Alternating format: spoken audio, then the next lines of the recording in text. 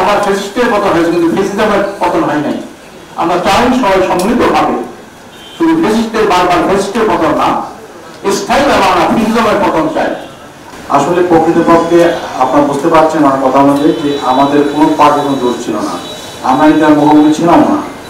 আমরা যখন অ্যাপ্লাই করেছিলাম 3 মাস আগে, তখন আমরা জিজ্ঞেস করেছিলাম যে আর খালি আছে কিনা, অ্যাপ্লাই করে নেই, আপনারা অ্যাপ্লাই করেন। এবং এই অনুযায়ী আমাদেরকে তারা খুব খরচ করে দিয়েছে এবং সুন্দর টাকাও তারা জমা রেখেছিলেন। কিন্তু পরবর্তী সময় আবার তাদের মধ্যে নিজের লোকেরা বলে উপরে লোকের কারণে এটা হয়েছে। আমার বাবা জিজ্ঞেস করছি যে আপনার এই সিদ্ধান্ত কিভাবে চেঞ্জ করলেন, বলে আমরা করি নাই, এটা উপরে লোকেরা করছে। উপরে লোকেরা তারা স্পষ্ট বলে নাই। আমরা আশা করবো যে গণপূর্ত ঐক্য করে যারা কাজ করে, বিশেষ করে মাঠে যারা কাজ করেন, তাদের মধ্যে দায়িত্বহীনতা এটা খুবই দুঃখজনক বিষয়।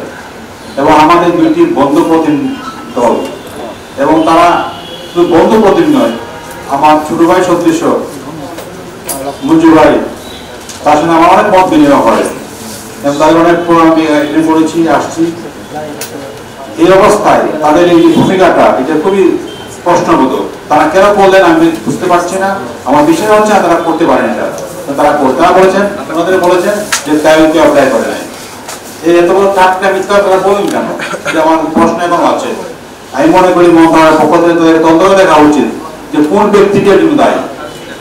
এই ধরনের ব্যবহারে তারা রাজনীতির সঙ্গে করেন এবং নিজেদের মধ্যে দ্বন্দ্ব লাগানোর চেষ্টা করেন, তাহলে এটা হবে দেশের জন্য খুব দুঃখজনক। আমি আশা করি সামনের দিনগুলোতে এই ধরনের দুঃখজনক ভূমিকা পালন করতে বিরত থাকবেন। সেই হিসাবে উনি বলেন যে এইটা কেমন করি খেলাফত মজলিস আন্দোলন, বাংলাদেশ খেলাফত মজলিস, জমিয়তুল ইসলাম আমাদের একই সব, কিন্তু বিপি নুরুল একই। তো যেখানে কেন দ্বন্দ্ব হবে? আপনি আমার কথা বলেন, আমার সালাম জানান, আর এটা কিভাবে শুরু হয় চিন্তা করেন। আমি তার কথাগুলো ভিত্তি করে আমি 2 জনের সাথে কথা বলি, যোগাযোগ করি। আল্লাহ রহমতে এতদিন ছিল আমার আস্থা ছিল যে 2টা দলের প্রতি আমার একটা আস্থা আছে, যে একটা কথা বললে আল্লাহ রহমতের এই কথা ওনার সঙ্গে আমার তো কথা না, কিসের চলমানের কথা। তো ওনারা আল্লাহ রহমতে রাজি হয়েছেন 2টা দলই, এবং সহযোগপূর্ণ আলাপ আলোচনা হয়েছেন, কথাবার্তা হয়েছে।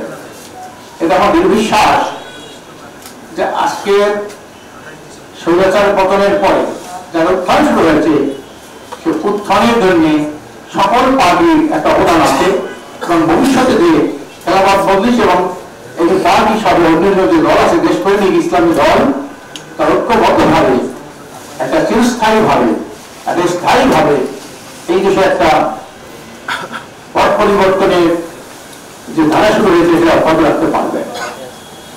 আজকের দেশে আপনারা জানেন বারবার ফ্যাসিস্টের পতন হয়েছে, কিন্তু ফ্যাসিজমের পতন হয় নাই। আমরা চাই সবাই সম্মিলিতভাবে শুধু ফ্যাসিস্টের বারবার ফ্যাসিস্টের পতন না, স্থায়ীভাবে আমরা ফ্যাসিজমের পতন চাই।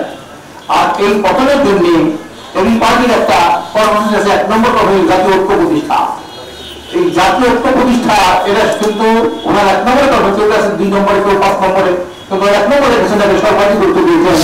আমি যখন বলছি যে আপনাদের 1 নম্বর কর্মসূচি জাতীয় ঐক্য প্রতিষ্ঠা, তাই জন্য আপনার তো ঐক্য পরিবন্ধী বা ঐক্যকরী হয়, যতই আপনাদের ত্যাগ করতে হোক না কেন, আপনাদের এই জায়গায় মেনে নেওয়া উচিত।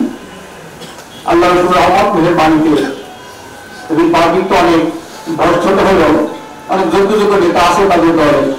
আল্লাহ রহমতে তারা কিন্তু এই কথাটা শুনেছেন, মেনে নিয়েছেন, কেন্দ্রীয়ভাবে ইতিমধ্যে দলের সাথে পরামর্শ করেছেন। আমার ঈশ্বরের পক্ষ থেকে যে এই কাজটা যতটুকু সহযোগিতা করার করতে পেরেছি, নিজেকে ধন্য মনে করি।